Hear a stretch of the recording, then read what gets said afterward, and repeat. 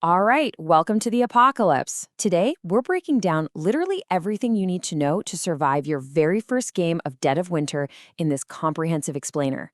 If you're a beginner about to sit down at the table with your friends, you're going to be facing a whole lot. Harsh winter conditions, flesh-eating zombies, and quite possibly the questionable ambitions of your fellow players. So this explainer is designed to be your ultimate how-to guide, walking you through the mechanics step by step so you can focus on what really matters, staying alive. Here's our survival manual index for today. We'll be hitting 1. The stakes, 2. The preparation, 3. The action, 4. The threat, and finally, 5. The twist. Let's dive right in. Section 1. The stakes, surviving the zombie apocalypse. So as a beginner, it's super easy to get distracted by the zombies right out the gate, but you need to keep your eyes firmly fixed on the actual win and loss conditions.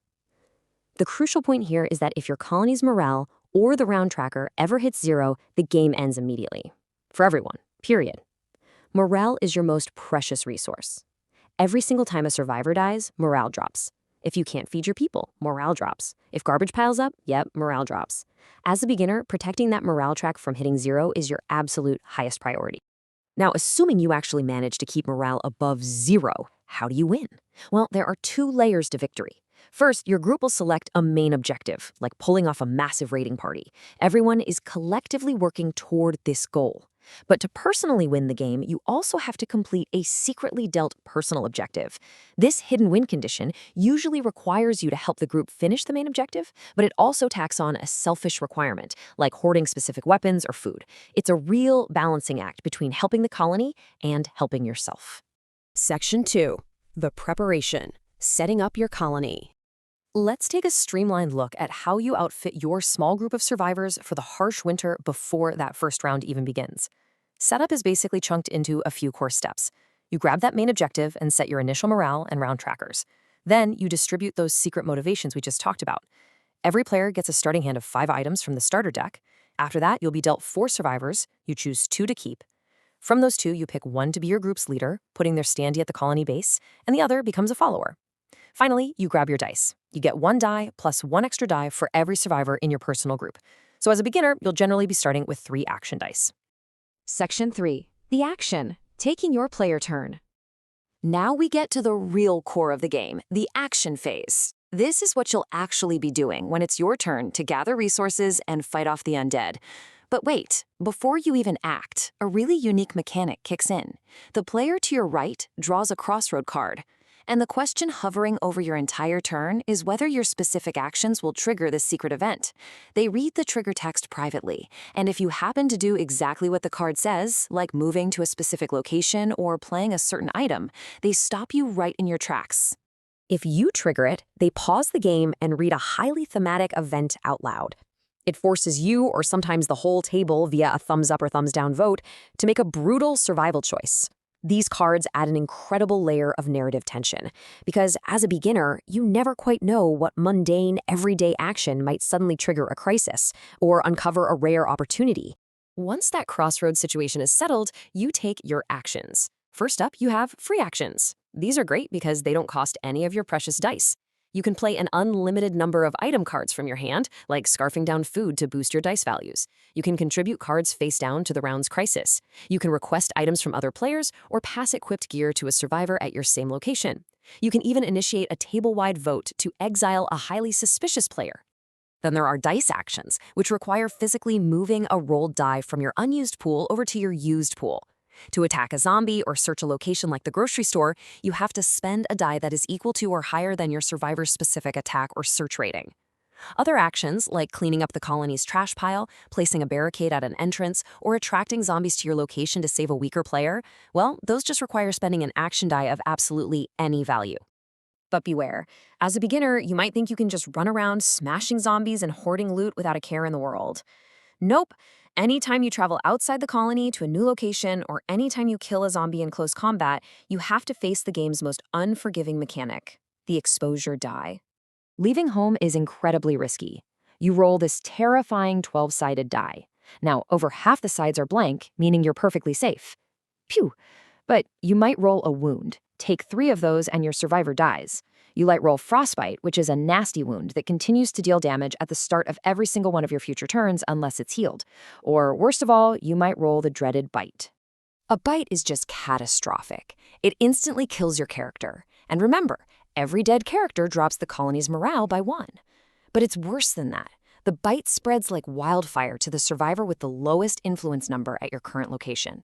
That player then has to choose: instantly kill their survivor to stop the spread, or roll the exposure die themselves, risking the bite spreading even further down the line. It can literally wipe out an entire location if you get horribly, hilariously unlucky. Section 4. The Threat: Surviving the Colony Phase.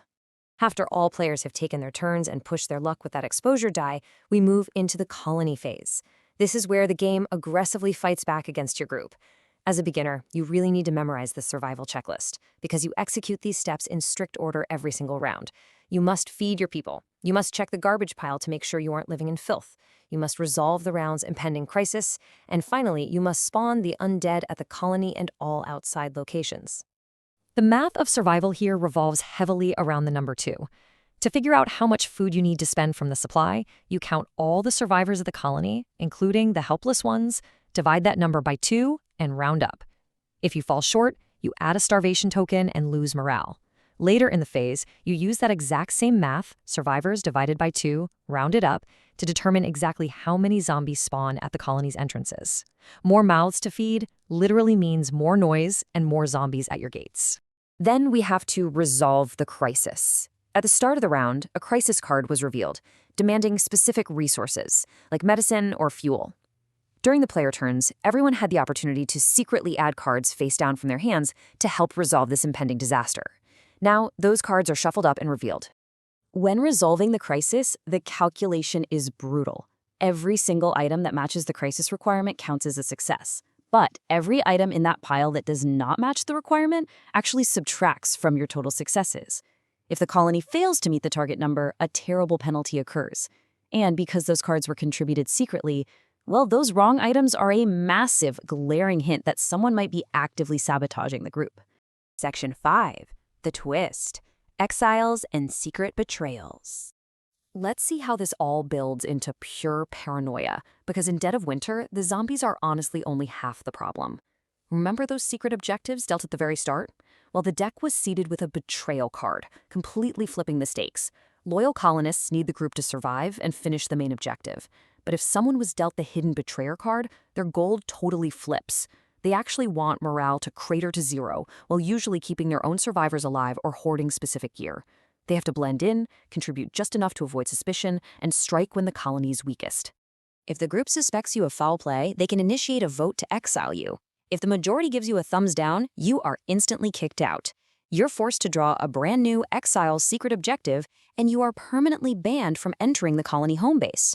Your items no longer go to the waste pile, and you can't add cards to the crisis. You just have to survive out in the cold locations on your own. But you've got to be incredibly careful about pointing fingers. Paranoia can absolutely be a beginner's worst enemy. If your colony gets jumpy and wrongfully exiles 2 loyal survivors who were maybe just playing a little selfishly to meet their normal secret objectives, the rules state that morale instantly shatters to 0, the game ends, the colony fails. No second chances. To wrap this explainer up, you now have the mechanical knowledge to survive the winter. You know how to manage your dice, roll for exposure, and feed your colony. But the ultimate puzzle of this game isn't on the board. It's sitting right across the table from you. The zombies are at the barricades, the rations are completely gone, so the real question is, who among your friends can you truly trust?